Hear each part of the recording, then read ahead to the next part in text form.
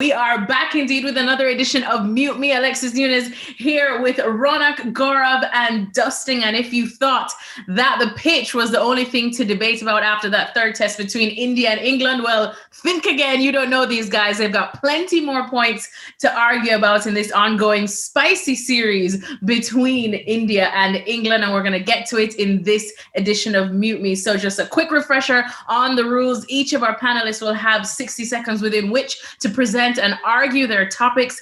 After 50 seconds, though, if the other panelists are not buying their argument, they can hold up their glorious mute sign that Raunak loves to use. And then if two people mute them, well, that means they got to shut up. But we might let them back in just to see if they can rebut their points. All right, guys, let's get started. And we're going to start off with Dustin. Dustin, what is your topic? So my topic is that hundreds aren't everything. Virat Kohli is still in great form. Now, apparently, it's been like 466 days since Virat Kohli last got an international 100. And the only reason I know that is because there are people on Twitter obsessed with it, tweeting every day saying 464, 465, 466. But the point is that he may not have got a 100, but Virat Kohli has actually been playing some pretty great innings. He played an excellent innings in Adelaide, a 74 on a difficult track. Then he got a 70-odd on that Chennai wicket when it was almost unplayable in the first test.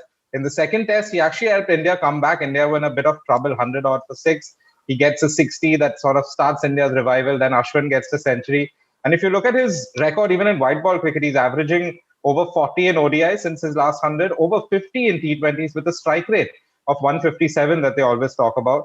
And I just think that, look, we missed the last 2 years of Sachin Tendulkar's career with this obsession over 100. 100 is just a number. Virat Kohli is in great form. Let's not wait for him to get 100. Let him get 99 in the next test and we'll be happy. Oh, he finished just in the nick of time, almost unscathed too. I mean, everyone seemed to be eating up your argument, but shock, Raunak found fault with it. Raunak, tell me where. I didn't find a lot of fault with it, Alexis. I would concede to Dustin partially by saying hundreds aren't to be obsessed about. And, I think everyone's enjoying just trolling Virat Kohli for his own high standards. If any other batsman who hadn't had the past Virat Kohli had this sort of run, he'd be pretty pleased with himself. The only thing I would say is I don't think this is Kohli in great form. This is a great player still managing to be good, even though he isn't in quite that sort of boss mode that Virat Kohli has been in. He came off what I thought was a mediocre IPL, that was, of course, coming off a big break. I don't think he's had that sort of bossing and all-round dominance that he tends to across formats. So I don't think this is a Kohli in great form, but I wouldn't call it a Kohli out of form. So that's my only contention, Dustin. It's rather polite given my track record. Gaurav, you had a point. The only reason I didn't mute him was this was also one of my topics, which the producer rejected actually. So what does that tell you? What does that tell you about the preference you get on this Mute Me panel? So it won't be fair if I mute him. But otherwise, yeah, I agree with Dustin. All right, fair enough. Well, with that said, why don't we go to Gaurav next then? Gaurav, what is your topic? I hope my topic is on the right side of Raunak. I'm sure he won't mute me for this. The umpiring in the India-England series, the on-field umpiring has been top-notch. So there's been a lot of criticism about umpires, the local umpires this time, not getting the right decisions. In fact, there were a couple of dodgy decisions which went against England. But most of the decisions which people have had problems have been with the third umpire. On-field umpire, especially Nitin Menon, has been outstanding, I feel. These are very tough conditions where the ball is spinning, ball is keeping straight. The LBW appeals almost every ball, but they've managed to get most of it right. I think a lot of reviews have gone up and have gone in favor of the umpire. Yes, there have been some hasty calls, which I might say, but most of those were taken by the third umpire. But the on-field umpiring has been so good that they sometimes never get appreciated. We are always used to criticizing umpires, and especially the fact that they're neutral umpires this time. I think for starters, I think this umpiring has been too good, top-notch, and I'm happy that Raunak's not muted me in, 50 seconds. So I won mute me already. Thank you. I was going to say, and you didn't even need the full 60 seconds, and Raunak was not reaching for his time, but Dustin did. Dustin, what didn't you like about that argument? Well, we had one really horrendous mistake in this series, which was a Rahane catch, which the procedure was not followed correctly. And I do think that, I'm not sure what happened between the umpires, but the on-field umpire had some role to play because he should have, in that situation, communicated to the third umpire that, look, You need to follow the ball into the hands. You need to check for the glove. So he also has some responsibility to bear there. So I can't say umpiring has been good when there's been such a bad mistake in the series. How many mistakes have you made in Cricinfo yet, Dustin? You can definitely pardon one mistake. Yeah, but no one is doing a mute me topic about me. I was gonna say Dustin's mistakes are not out there for the world to see in a very hotly contested series. All right, well, I mean, do you know what?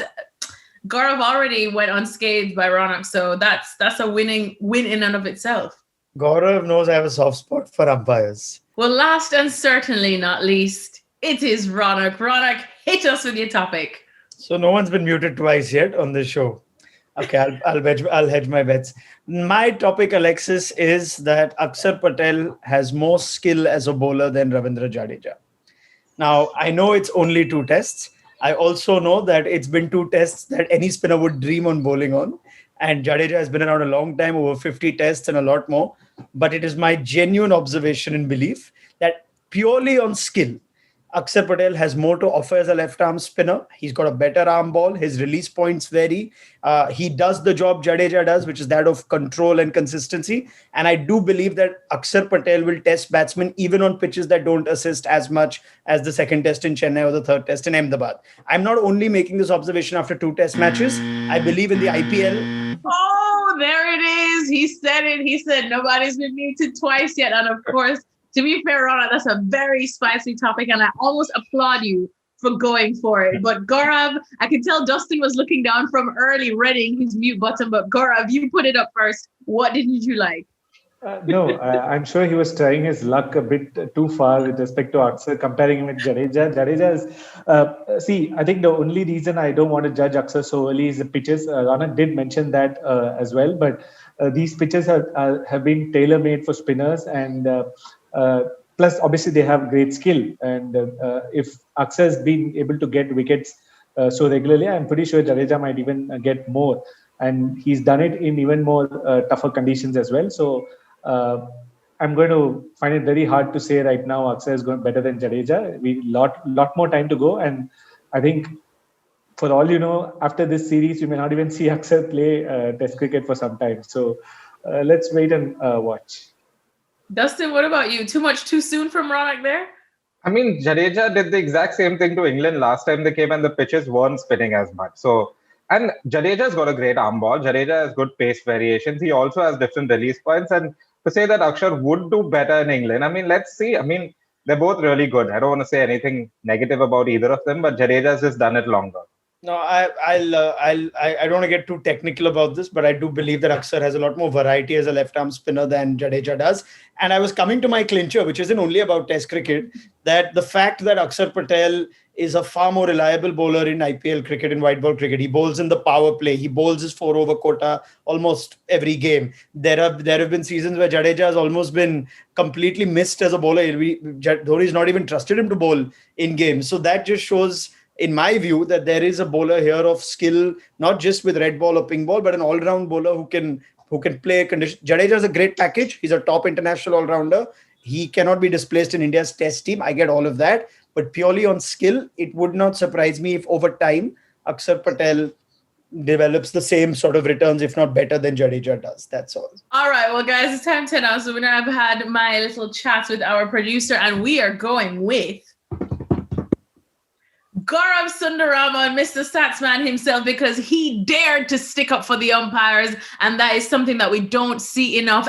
And he managed to win over Raunak, that Raunak did not even see the letters MUTE in his brain when Gaurav was talking. So that in and of itself is definitely worthy of crowning you the winner of this edition of Mute Me. Thanks as always to Gaurav, Raunak, and Dustin. Thanks to you guys for watching. We're not going anywhere, like I said, so please keep it locked on ESPN Cricinfo for some more Mute Me.